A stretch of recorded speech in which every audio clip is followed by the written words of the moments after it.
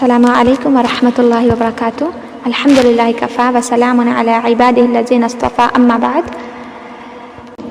میم ساکن کے قاعدے، جیسا کہ ہم نے اس سے پہلے نون اور میم اس کے حوالے سے یہ پڑھا تھا کہ نون اور میم قرآن مجید میں 3 طرح سے آئے ہیں، یعنی کبھی متحرک ہوتے ہیں، ان پر زبر زیر یا پیش ہے نون پر اور میم پر، ٹھیک ہے۔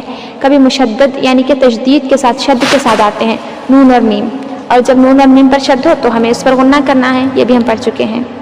اور تیسری حالت ہے نون اور میم پر سکون یعنی کہ جزم آتا ہے۔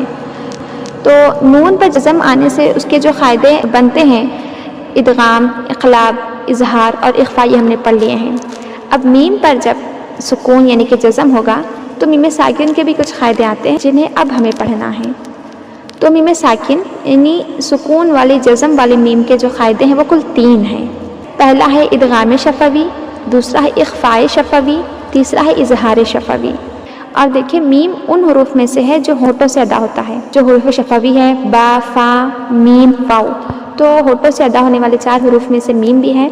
تو اسی لیے میم ساکن کے قاعدوں میں شفوی کا لفظ استعمال ہوتا ہے۔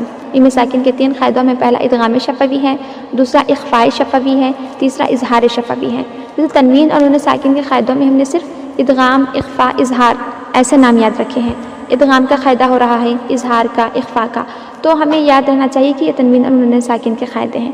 لیکن جب ان کے ساتھ ادغام شفوی، اظہار شفوی، لفظ شفوی کا بھی اضافہ ہو جائے تو سمجھنا چاہیے کہ یہ جو ہے میم ساکن کے قاعدے ہیں۔ تو یہ تھوڑا سا ہلکا سا فرق ہے، ان کو ذہن نشین کریں۔ میم ساکن کا پہلا قاعدہ ہے ادغام شفوی۔ آئے ہم بڑھتے ہیں اس کی طرف۔ اگر میم ساکن یعنی کہ سکون والی میم کے بعد دوسرے کلمے میں میم ہو تو پہلی میم کو دوسری میم کے ساتھ ملا کر ایک الف کے برابر غنہ کریں گے، اس کو ادغام شفوی کہتے ہیں۔ اور ہم پڑھ چکے ادغام کا معنی ہوتا ہے ملانا، لغوی معنی ادغام کا ملانا ہے، تو یہاں پر بھی پہلی میم کو دوسری میم میں ملایا جا رہا ہے۔ غنہ کا مطلب یہ ہے کہ پڑھتے وقت آواز ناک میں چھپا کر پڑھیں، یہ بھی ہم غنہ کی تعریف میں پڑھ چکے ہیں۔ اب دیکھیں اس کی مشق، وَآمَنَهُم مِّن، یہاں پر دیکھیں آمَنَهُم میم ساکن ہے، پھر اگلی کلمے میں میم ہے، اس کے بعد رَبِّهِم مِّن، فَهُم مِّن، یہاں پر دیکھیں میم کے بعد میم آ رہا ہے تو ہم یہاں پر غنہ کرتے ہوئے پڑھ رہے ہیں۔ عَلَيْكُم مِّن، ٹھیک ہے۔ چاروں مثالوں میں غور کیجیے، ہم ادغام کر رہے ہیں یعنی پہلی میم کو دوسری میم میں ملا رہے ہیں، ساتھ غنہ بھی کر رہے ہیں یعنی آواز کو ناک میں چھپا کر پڑھ رہے ہیں۔ اب ہم دوسرے قاعدے یعنی اخفاء شفوی کی طرف پڑھتے ہیں۔ تو اخفاء شفوی کسے کہتے ہیں؟ اگر میم ساکن یعنی جزم والی میم کے بعد با آ جائے تو میم ساکن یعنی جزم والی میم کو اخفاء اور غنہ کے ساتھ پڑھیں گے، اسے اخفاء شفوی کہتے ہیں۔ نسخہ بتا رہے ہیں، یعنی پہلے میم ساکن ہے، جزم والا میم، پھر اس کی فوری بعد با ہے، تو یہاں پر غنہ بھی ہوگا اور اخفاء بھی ہوگا، اسی کو بولیں گے اخفاء شفوی۔ مشق کی طرف بڑھنے سے پہلے اس کو یعنی اخفاء شفوی کو ادا کرنے کا طریقہ جان لیتے ہیں۔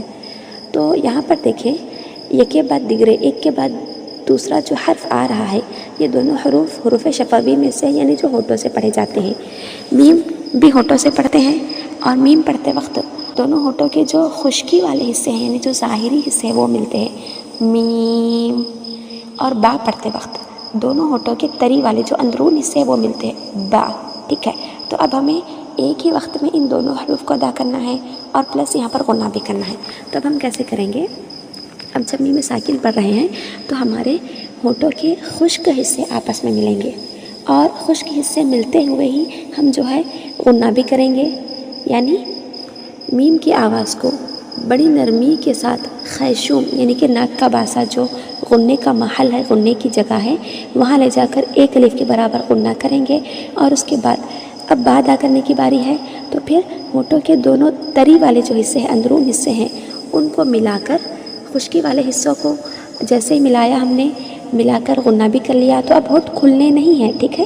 ہونٹ کو کھولنے سے پہلے با ادا کرنا ہے، اور با ادا کرنے کے لیے ہونٹوں کے اندرون یعنی جو تر گیلا حصہ ہوتا ہے اس کو ملا کر با ادا کرنا ہے، ٹھیک ہے۔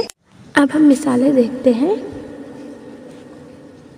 جیسا کہ سب سے پہلے مثال دی گئی ہے،